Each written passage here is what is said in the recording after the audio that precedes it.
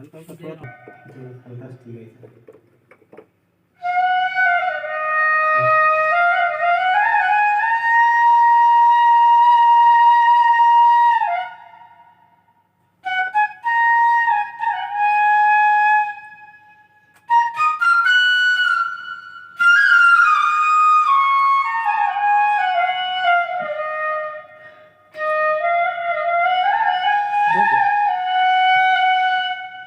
चला जाएगा वहाँ तक।